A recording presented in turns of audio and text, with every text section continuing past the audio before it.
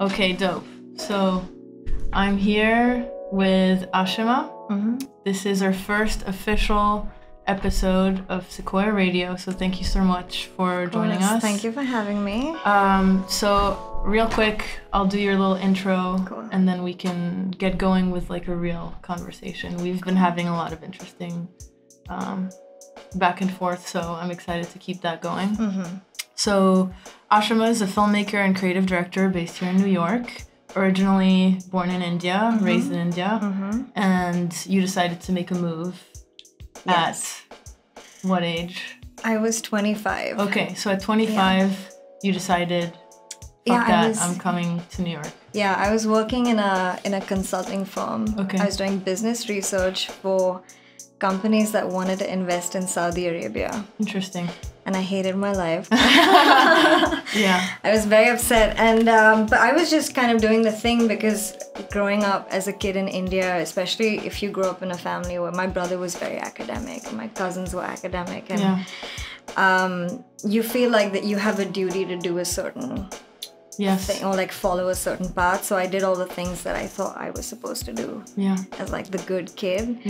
And then I don't know what happened, because I think one day my mom calls me and she says, "You sound miserable. You should go to New York and work in the music business." Oh, wow. Which was like this childhood dream that I had. Did you ever mention New York? Is that why she said it, or she like literally read your future? I think she read my future. Wow. Yeah. I mean, I would have chosen New York, of course, but I think she I don't know. Oh, the sound went out for a sec. Yeah.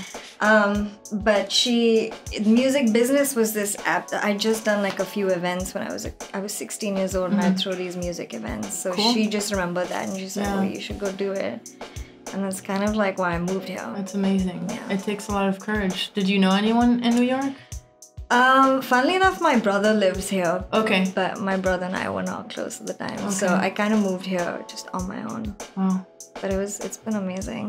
Yeah. And insane.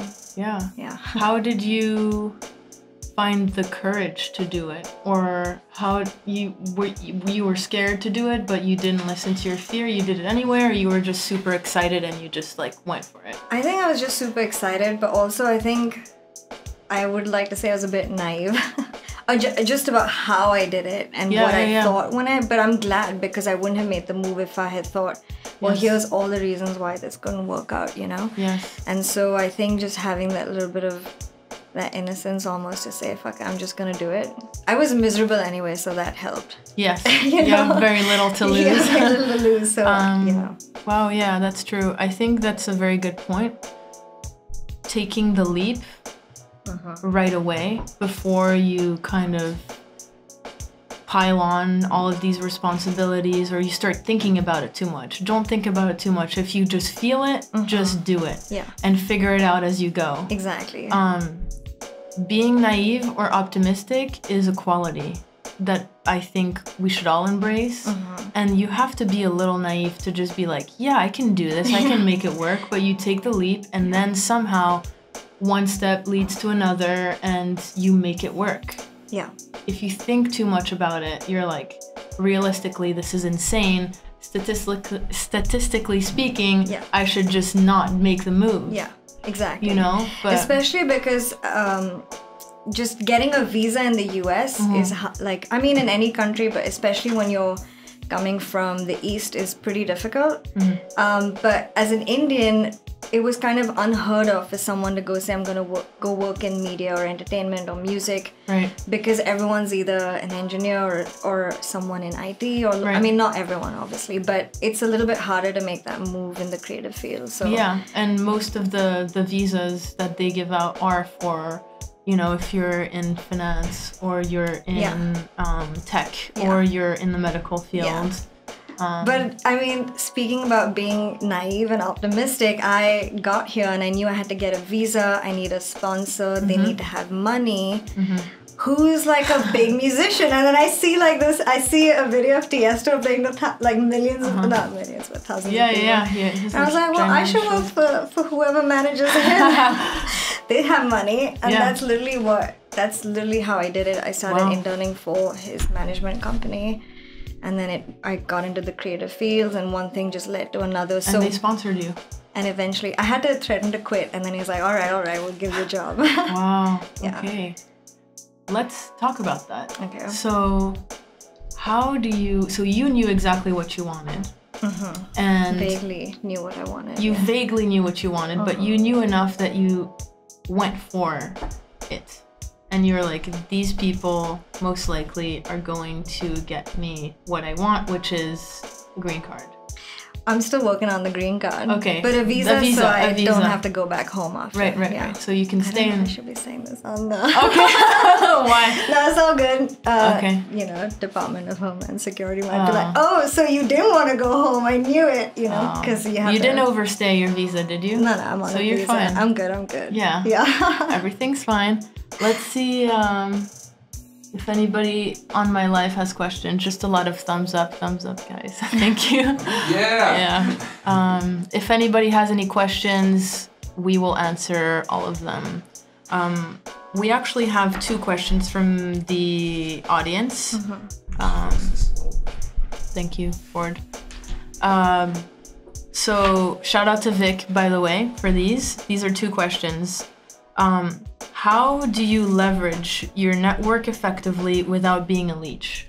That's like a strong word, but I think we all know a few kind of leeches, and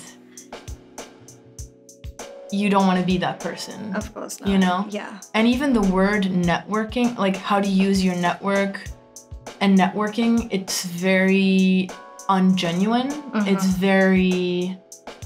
It seems very calculating. Yeah. And I think that's the opposite. It is, in fact, very calculating. Right? It's like, let me go to this event and network. Right. Whatever that means. You know, give my card and, you know, do ABC, and it's always very calculated, and it's the same thing. And I think, like, in our industry, the creative field, whether it's the music industry,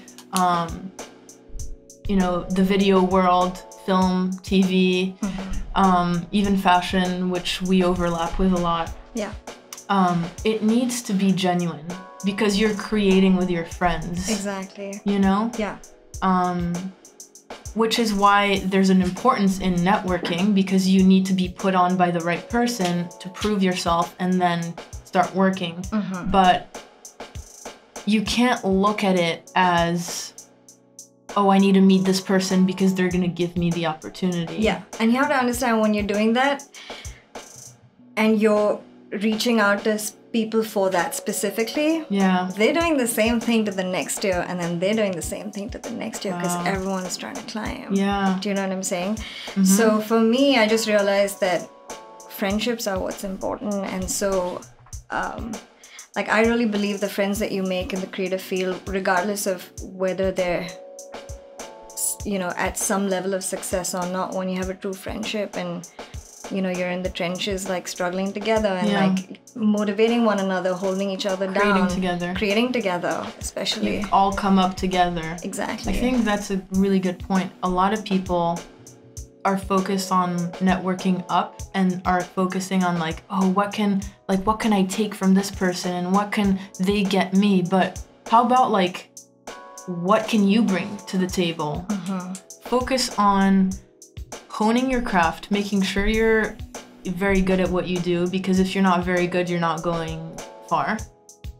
And just being genuine and real with the people around you and connecting with them, because your peers are actually the people that you're gonna be working with and be moving up with. Like a person that you maybe started an internship with 5 years down the road, they are hiring, or they're the music supervisor of a really dope TV show, and they'll license your music, you know? And that's how you get put on. Yeah, I mean, I feel like, you know, you just never know. I don't think there are any rules one way or another, because maybe some people have had success with it.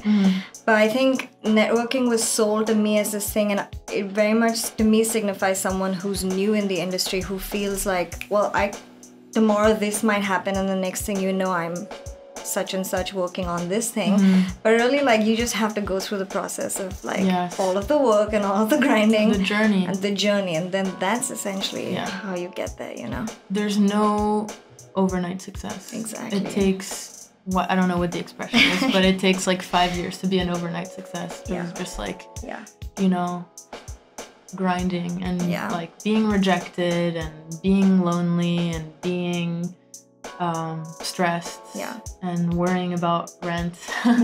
You know, especially if you're doing freelance stuff. But that actually is a nice segue into the next question from Vic also. He asks, what are some strategies for dealing with the stresses of freelancing? I don't know, what are some strategies? A lot of faith and a lot of trust, I think, in yourself and your decision, even if things in the immediate moment or the near future don't seem to reflect that. You have to believe that, like, you made a decision for a specific reason. And to give yourself the chance to follow through on it, because like you said, there's no overnight successes, even as a freelancer. So you're still gonna have to go through the motions of how am I gonna build something sustainable for myself a little bit more on my terms, and then through the process you learn like what kind of compromise doesn't feel like a death, you know, and etc. So patience and remembering why you started. Exactly. Being kind to yourself.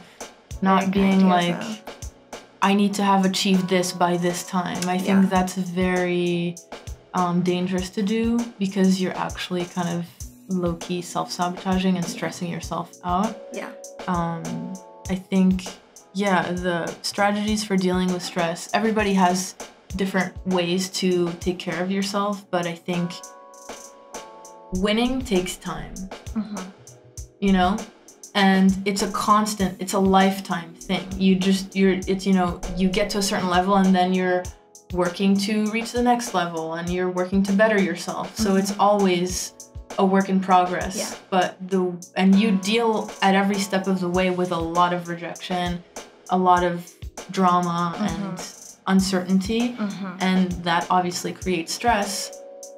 But if you know why you started and you're kind to yourself, then you can hang in there. And people who win are not the people that are better than others, but they just know how to fucking hang on for dear life. And then you get there. You know? I think like there was this track, I don't remember, I was listening to Joey Badass and he had this thing and he said, well, I made it, I realized now that the only thing I needed was patience. You know, and sometimes you just have to be patient because that shit takes time. But I also believe in like being your own champion, because I did the opposite of this. I was so hard on myself for so long, and I realized I was making way less progress being hard on myself versus like just being like, you're fucking badass. Like you got courage. You're doing like you gotta hold yourself up in order to really hold yourself up. You know? Like, if you are stressing yourself out, okay, say you're stressed because you're not achieving something, like you wish that you were at a certain point. You want to get to that point. Stressing yourself out, even though it may sound counterintuitive, stressing yourself out is not going to get you there faster. So it's gonna take the same amount of time, if not more time, because you're distracted when you're working, you're thinking about other shit, and you may even just like be rash or send a stupid email because you're stressed, or done that before. We've all done it before. And like I mentioned during our test episode with Ford, is that like it's very important. Like the reason why I'm doing this podcast is to be able to offer perspective to people that are kind of starting out, and to let them know you don't have to be stressed every minute of the fucking day for however long it takes for you to like get that first break and to not be super stressed about rent. You know what I mean? Like, you can get there faster, actually, if you're good to yourself, and if you just say, you're smart, you know, what I tell myself is like, day by day, in every way, I'm getting better and better. Exactly. You know, I'm strong, I'm courageous, I am worthy, I'm loved. And if you tell yourself that, you start believing it. Of course. And then that actually propels you to the next level. Off camera, we were talking about this, and I think it's important to mention, but you said that somehow things work out, like you receive what you're ready for. Exactly. Well, yeah, I was this idea of doing, I mean, you can either work on your craft or you know, just I've been doing a lot of work on myself. A lot of it involves you know, crushing your pride and like going back and resolving things from your life. I mean, it can be anything. It can be friendships, it can be family relations, it can be like romantic relations, it can be about how you behaved in a certain way. And I think I've been going back into my past and resolving certain things that I knew I was holding on to. And when I did that, I feel like I just made space for myself to receive something else. So the things that were super important to me, which is in fact creating and having an outlet for creation and being able to survive and make rent and stuff like that. Finally, I realized like that's actually what's helping me get a lot of this versus saying, well, I'm gonna email like 15 people tonight and then I'm gonna, you know, that to me, I don't know, I feel like it's almost that becomes a confirmation that you are in fact moving forward, is when you are very easily connecting with people and sending the emails and things are clicking. So I think like working on yourself is super important. It's super important. Yeah. Once you are in a good place, things just work out. I think because you're not blocking it. Exactly, you're not blocking your blessings. You're letting things just flow. And, you know, you're just going along for the journey. And I think a big part of making your passion sustainable, making your passion a business, making money off of it, and kind of living on your own terms, which is, for me, the ultimate goal. And I think for a lot of our viewers as well, you have to be okay with uncertainty. You have to be okay with the journey and enjoy it. Enjoy the journey and just like trust in the universe, you know? It sounds you already know where you're going.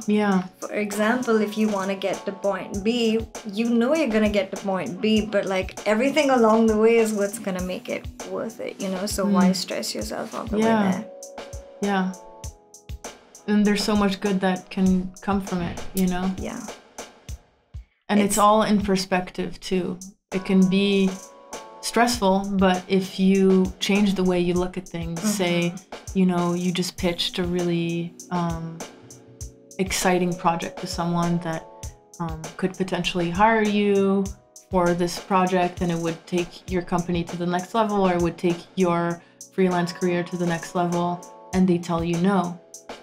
You can either be pissed and be like, fuck you, like, you don't see my worth, like, you wasted my time, I spent so much time putting this together. You could go that route and be offended and be like, you know, what's wrong with me? People are not... What's wrong with me is a very common, like... Yeah, that's the go-to, I feel. Yeah, what's wrong with me and why not me, you know? Why not me? Or you could be like, taking it as a lesson and like, okay, what did I do that maybe I should do more of or do less of next time? And the way, because I've been on both sides of this, the way that like you react to rejection, even like the response in the email, the tone, or the interaction over the phone with that person is going to determine if they're going to hit you up again. Of course. Or not. Never burn a bridge. Even if you're really pissed off when you're leaving, don't burn that bridge, because you never know, one day you're going to get over it and they might want to hit you up because you're in a different place. Or they will hit you up because the reality is they didn't hire you for that thing because you just weren't a right fit. But they know you exist and you're on the radar, and when something is the right fit, they'll hit you up. Just make sure that you're working on your craft and you're bettering yourself. Yeah.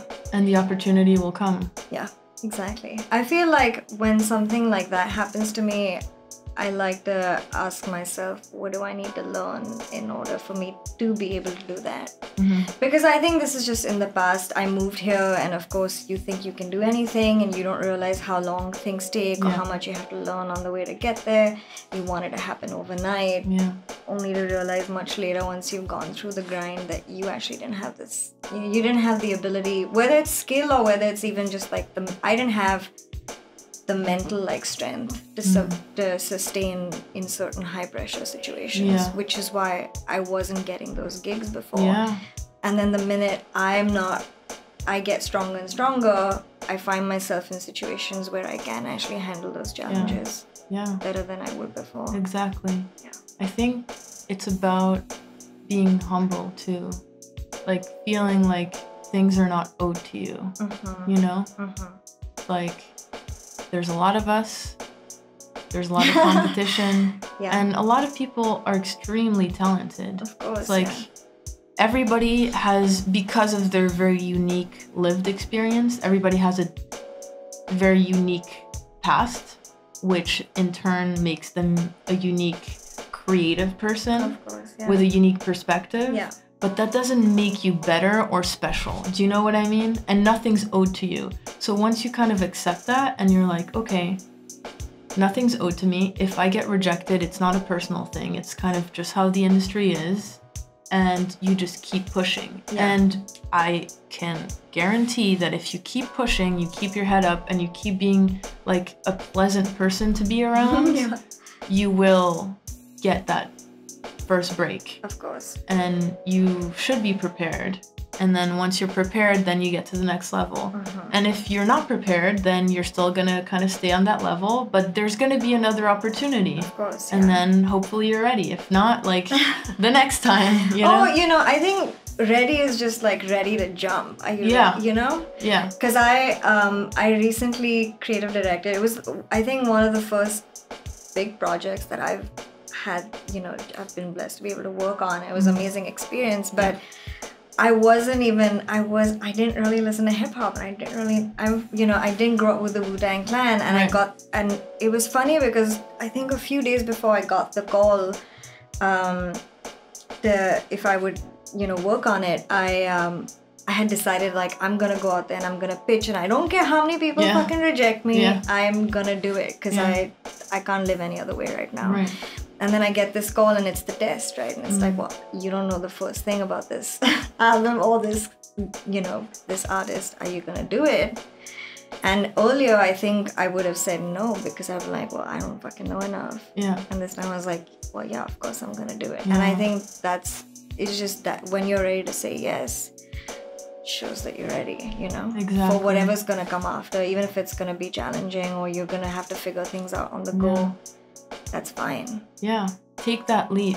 Like, everybody is scared, you know? Everyone is scared. Like, just like you're not special, but like the next person's not special either. Or everyone's special. Or, okay, we could say it that way. That's how I like to look at it, I mean, everybody's special, so no one's special. Exactly. It's both are true.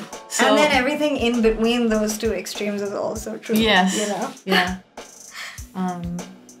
So how was that experience for you working on, so to clarify for the audience, you were the creative director for The Children, which is a documentary about Wu-Tang Clan's seminal work, 32 Chambers. 36 Chambers. Fuck. 36 Chambers, god damn it. Yeah. That was amazing. I learned a lot about, I think, everything myself.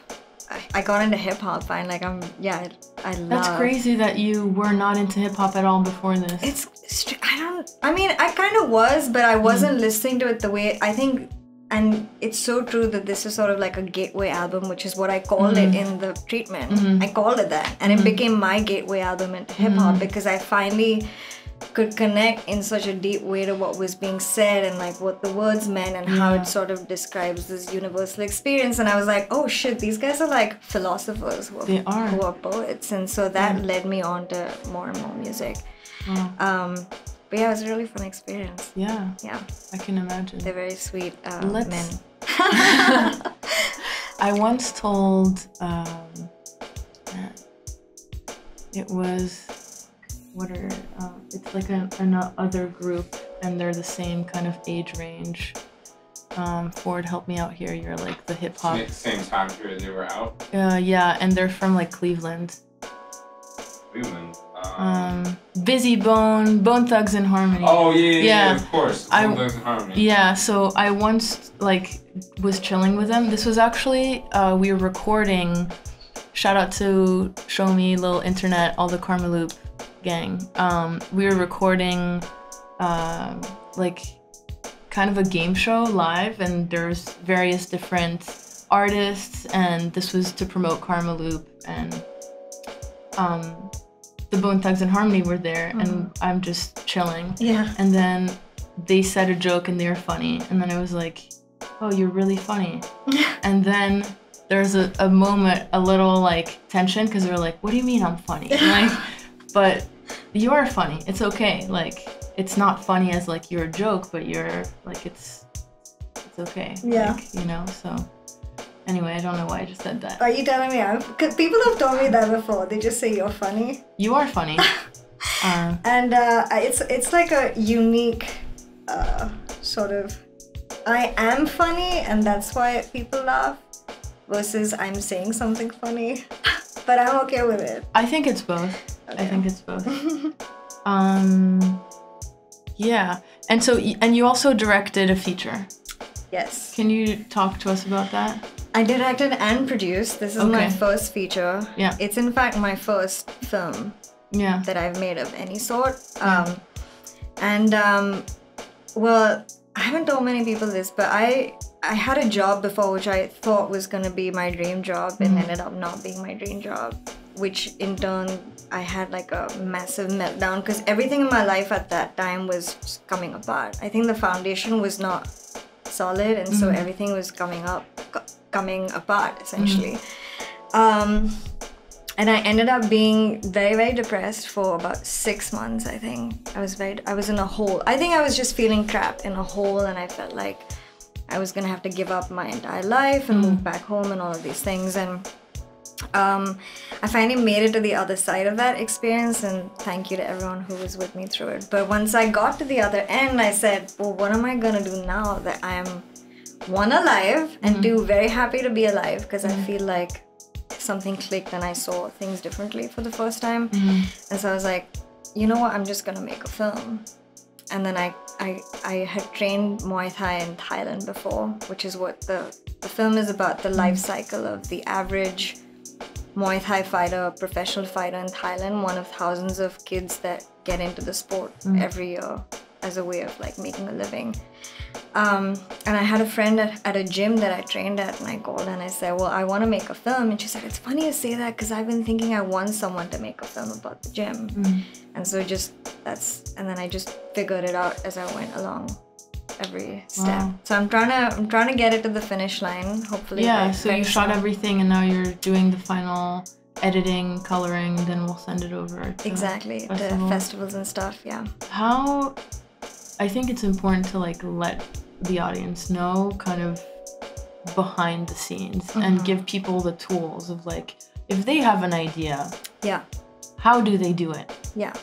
So how did you do it? Like, what was your first step? Like, were you just like, let me buy a plane ticket so at least I know I'm gonna be there and I'm gonna hang out there for a bit and see what's up? Or like, how did you start?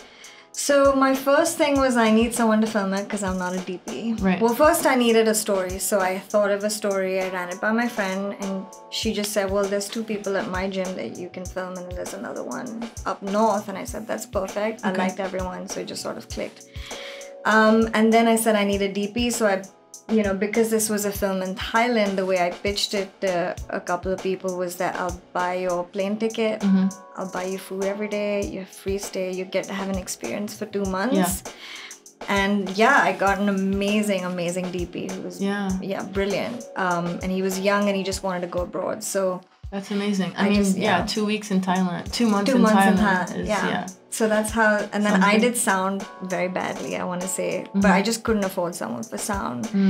And then we needed certain equipment for certain things, and so we just reached out to the company, and a lot of it involves reaching out to people and asking for help, being like, I can't even begin to pay you what your rate is for this, but like, is there any way I can get this for like a day or something, you know? And a lot of times people will say yes. And I experienced that through the music licensing process for the film, because I love music, so I wanted to like have a big role in selecting the music. And you know, I was like, well, I can't afford most of these songs that I want in the film, but I reached out to everyone, and some of them, you know, it took me 6 months to close a deal. But I so persevering and waiting, and then, you know, coming up with I don't know if this is gonna be very specific, but for music licensing, I just said I was gonna pay all the artists equally. That way, if you want to be part of it, you're a part of it because you like it and it's interesting, versus paying different people different sums of money. Yeah, so and then like, how do you justify that? Because you're paying them less anyway. Exactly. So that's kind of like just coming up with different strategies based on what you think might work. And then a lot of it was just asking people for favors and help. It's funny because some of the scenes in the movie look like they were shot in an expensive way, but it's literally like someone's riding a bike with a side carriage, and the two of us are in the side carriage, and there's so many stories like that. There's so much that you can do on a limited budget. It's just about being resourceful, you know, and asking and for having help a vision, and receiving help, exactly, being okay with asking for help. I think this is also another strategy for dealing with stress in freelancing or in doing your project or any of that. Being okay with being vulnerable and asking for help. And then you'd be surprised, because a lot of the time somebody's gonna help you. And or give you support or advice, or maybe just say something that's gonna help you feel better. And then take a chance. But definitely say yes, take a chance, ask for help, learn as you go, and be kind to yourself. I think that's a good strategy. That's awesome. It's a lot of work to actually live like that, but you can actually do it, and just make life easier for yourself, because you're on that path anyway. So you know, the better you're treating yourself anyway, you're gonna enjoy it more. That's real. That's so true. Just being okay with just going with the flow, you know? You can't control everything. You can't control anything. You can, I think, you can control your intention and your effort, you can control like what's very immediate around you, but even doing that can't really 100% control the outcome of anything. I mean, the outcomes depend on not just you, but a very, very complicated, interconnected system of lots of things and people. That's so true. And to go back to like getting rejected from a gig, it's like, okay, I'm gonna tell a story. Yeah, go for it. So I, yeah, definitely. So I did my first film. It wasn't a feature, but it was a short experimental film. And shout out to Chastity. She was also somebody I met through the whole Karmaloop era. And she's like a great model, killing it. And we decided, and we're also friends, so we decided to create this short experimental film about race relations in the US. This was like before Ferguson, before everything kind of like really came to the forefront. Obviously the issues were always there since day one, but now more people are talking about it. Anyway, I did that film, sent it to a few festivals. It got into the Brooklyn Film Festival. And then through the Brooklyn Film Festival, one of the judges is this awesome person, who works at a big fashion brand.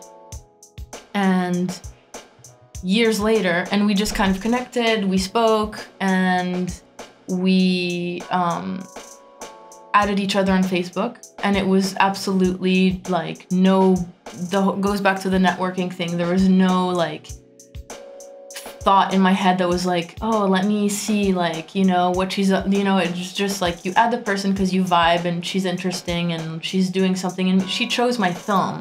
So she like gets what I try to do, you know? Yeah. And so, anyway, a year later or something, I see her post on Facebook that she needs a producer, or like, a post producer, like a post supervisor at that fashion brand. It's a very big known fashion brand that has its own kind of like little advertising agency within it.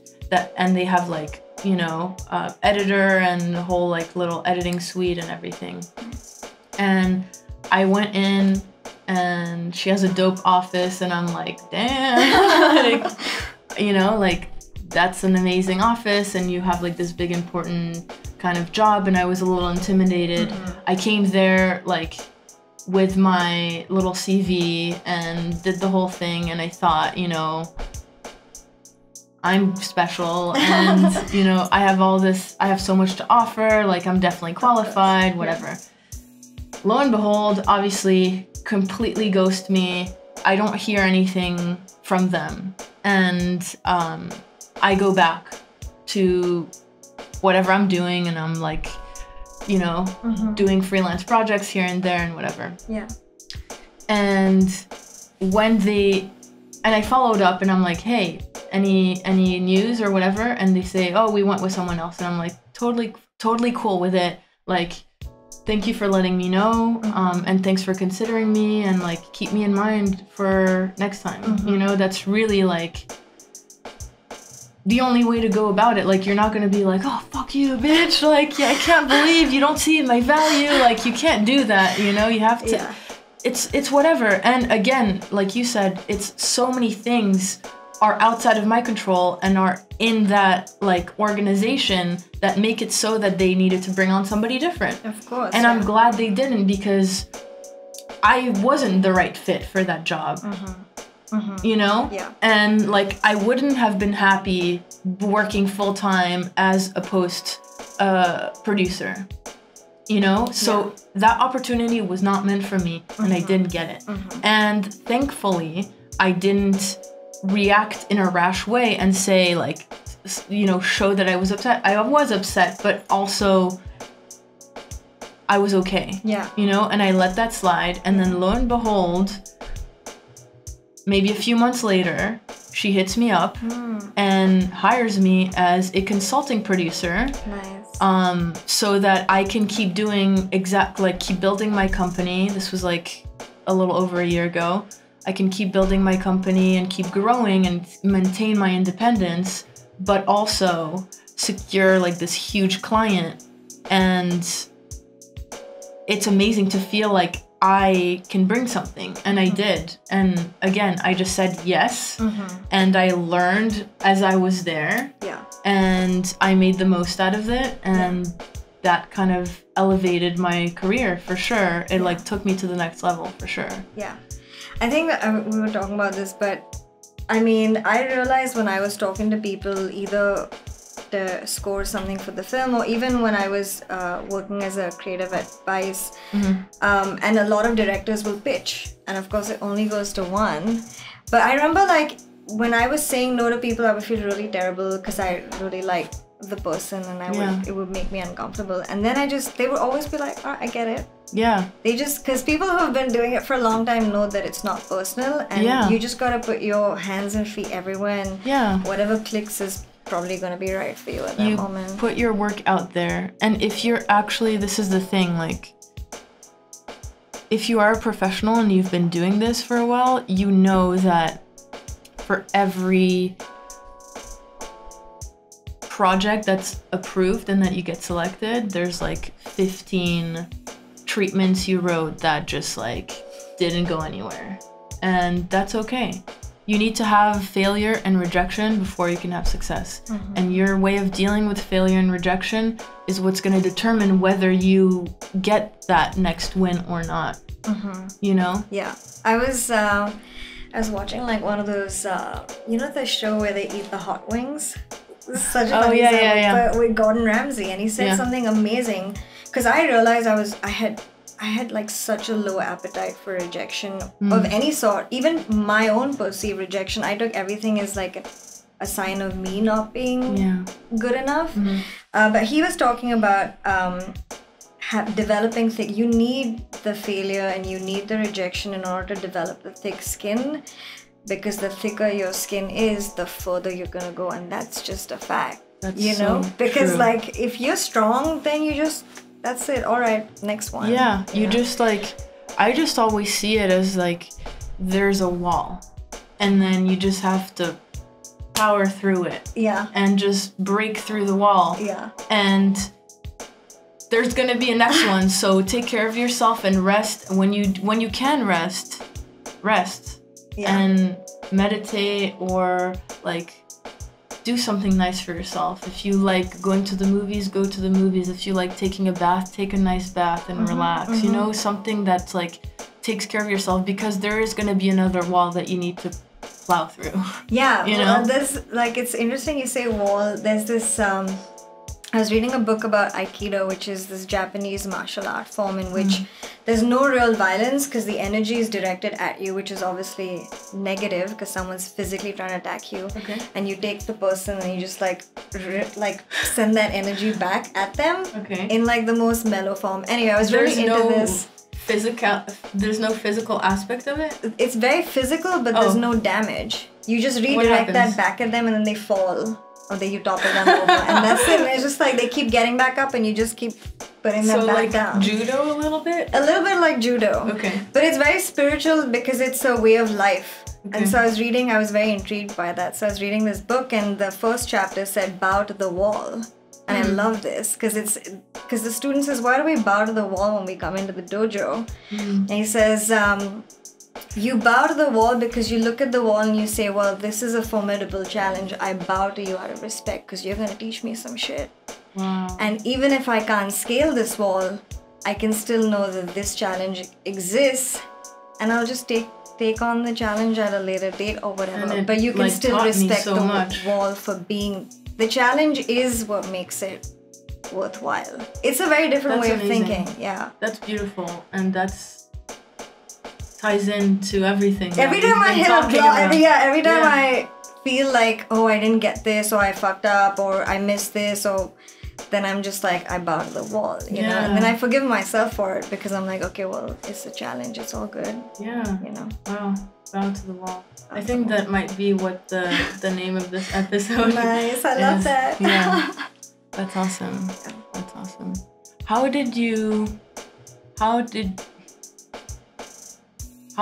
know that this is what you wanted to do?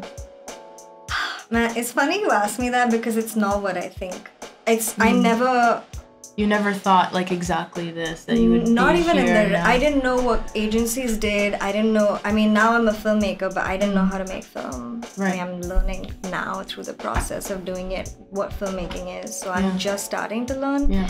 But it's funny because most of my life I hated myself for not knowing exactly what I wanted and trying many things. And so for me, a lot of things I stumbled upon and discovered, and then I went off into offshoots, and then I think just the curiosity of new experiences is what led me to this point. And I feel like I finally found something that I'm like, I want to dedicate a lot of my life to getting whatever good means, but I want to spend a lot of my time doing this. It makes you happy, and because it makes me happy. Be good at it. Yeah.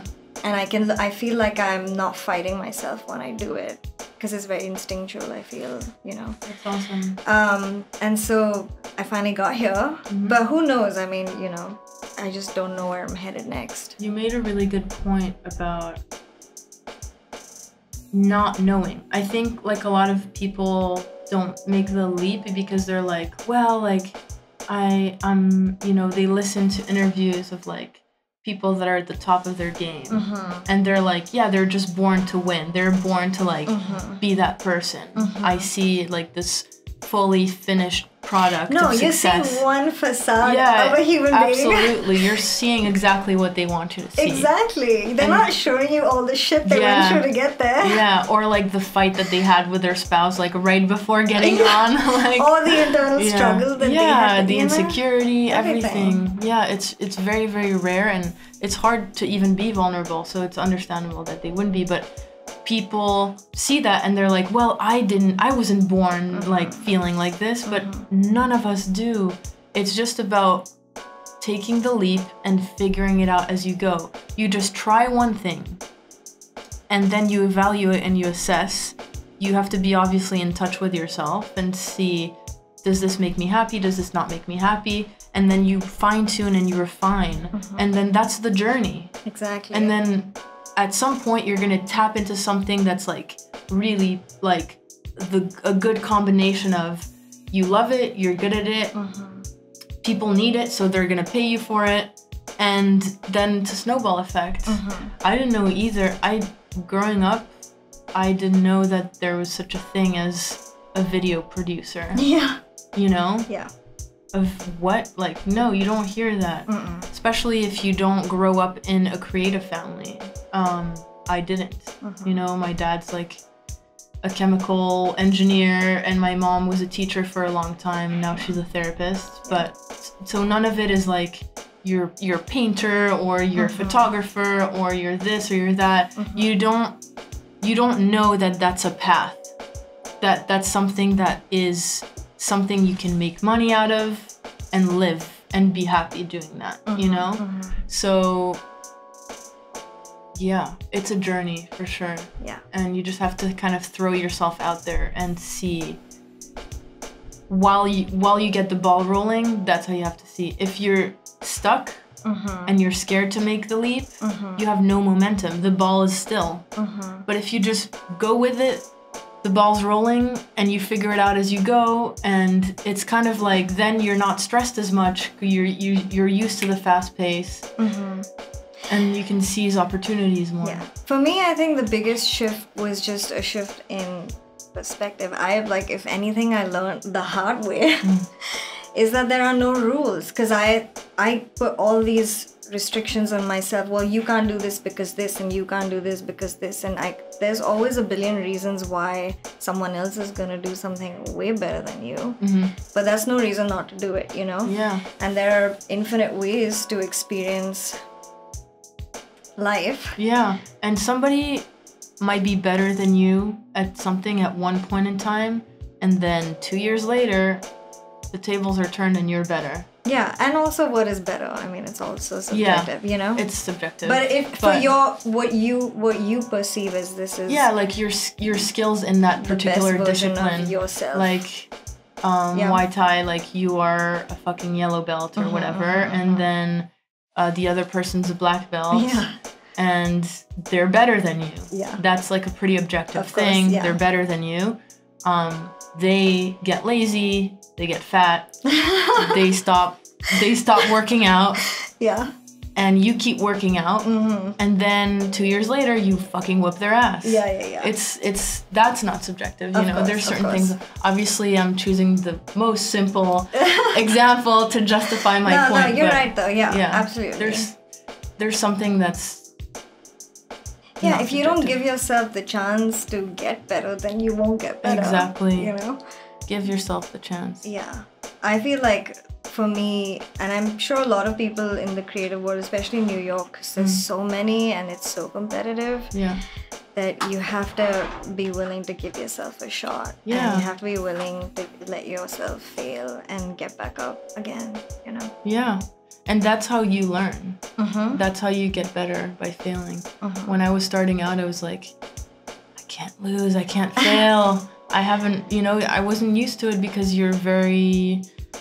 I don't know, especially if you go to college, I think in the States, we've also touched on this, but I feel like it's amazing and I'm glad that I went to college, but there's also an element of, because you're paying so much, you're a client, not a student. Yeah.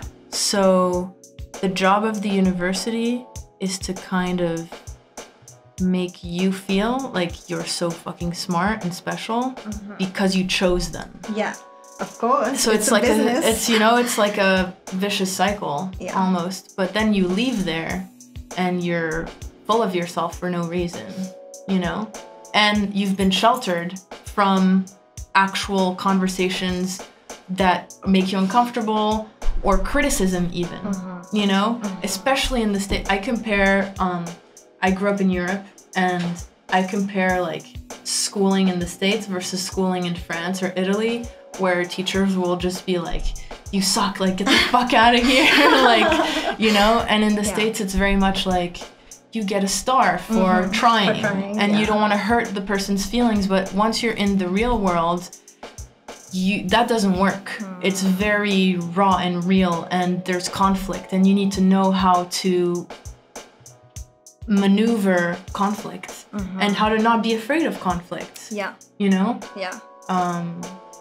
When you decided, when you were interning with Tiesto's people, you were not afraid of conflict because you're like, if you guys don't sponsor me, I'm leaving. Yeah, but I will say, like, and this is also, each person is different, but for me, being, you know, wanting a visa, I was very much like, I don't know if anyone else saw it that way, but I felt at a disadvantage because I felt like I couldn't stand up for myself in certain situations because I wouldn't get a visa or whatever. But when I'm pushed into a corner like that, then, you know, when you're pushed into a corner, what are you gonna do? You're gonna come out being like, fuck you, I don't give a fuck, or whatever, you know. I mean, you could leave, which I've done before in the past. I had a habit of leaving uncomfortable situations. Like, I just want to make it clear that I wasn't always like, yeah, you just do your thing, you know. I obviously struggled so much with speaking for myself, asking for things, whether it was like, I need to be paid a certain amount, or like, I'm not gonna stay overnight because you don't like this, even though, you know, you weren't involved in the whatever it is, you know. I feel like learning how to express yourself without having fear, learning to stand up for yourself. And I went through a lot of life experiences where I was pushed into the corner and I had to like bust out of it. And that's finally when I learned that, oh shit, if I just asked for this would have been a lot easier, you know? Yeah, it's not that scary if you do it. It's not that scary if you do it. It's scary if you keep thinking about it and you make a whole scenario in your mind. Because you just build up a fantasy in your head, most likely. And then when you ask for it, or a lot of times I realized when I was leaving a company and I said, well, I'm leaving. They're like, well, you've been amazing. What do you want? Yeah. And you're like, fuck, and I'm like, really? I should have asked maybe 2 years ago for more money or better timings or whatever whatever it is. I think a huge thing we need to get across to people, and that I wish I knew earlier, I'm sure you wish you knew earlier, just be okay with asking for what you deserve. Because even if you kind of pretend to have that confidence, people will buy into it, and then you'll be confident because you see that it works. Just demand what you deserve. That's a good Don't be an asshole and be like narcissistic and, you know, start asking for things that are insane, but like be realistic and be like, I need this much because, and obviously explain yourself and justify yourself and say, I do this, this, and this. This is the average for this role, this amount of experience, skill, the city, everything. Do your research, but then demand it. And if you look somebody in the eye, they're gonna respect you, and most of the time, they're gonna give you what you need. And if they say no, they're not gonna, because you ask things properly with respect but with firmness, they're not gonna be like, fuck off, like you're fired. They're gonna tell you, thank you, you know, for telling me that right now. For other reasons, I can't give you that, but they'll have it in their mind and they know that they have to give you something soon, you know? Yeah. Otherwise, you leave and you look for other opportunities, you know, but at least put yourself out there. Yeah. If you don't, it's kind of like when you're dating, right? And if you don't think you're attractive, like no one else is going to think you're attractive. Yeah. So if you actually believe you're worth it and you can express that, then people will be like, well, okay, well, that's what you think you're worth. Well, great. Now I know. Yeah. Versus, you know. Yeah. It's all like in your essence. Of course, businesses are always going to try and like, you know. Yeah. Save money, but. Yeah. It's you can't draw like an absolute parallel between business and romance, but the point of if you believe in yourself and if you're confident in yourself, you're gonna attract what you deserve. Yeah. Basically. Exactly. Yeah. You're gonna attract what you deserve. And yeah. Exactly. I think that's very simple but very hard to do. Yeah. You know? Yeah. Yeah. This has been really great. Yeah, I've had a great time. Yeah. Thank you. Thank you so much for taking a few hours of your day to come sit down with us. This is really fun. Thank you for having me. Yeah, let's do it again. Let's bring you back like in a few months and do like a progress report. I've like since then these little things I've done. Yeah. Or this is what I've learned and Yeah, for sure. But yeah, Ashima, thank you so much. This was the first episode. Yeah. Thank you for joining us and sharing your knowledge. I think it's going to be really helpful for people, and I know that I learned and I had a great time. So thank you. Thank you. All right. Okay. Thank you, everyone. I will see you next week for episode 2. Thank you, everyone, for listening. Sequoia Radio, episode 1. We're out.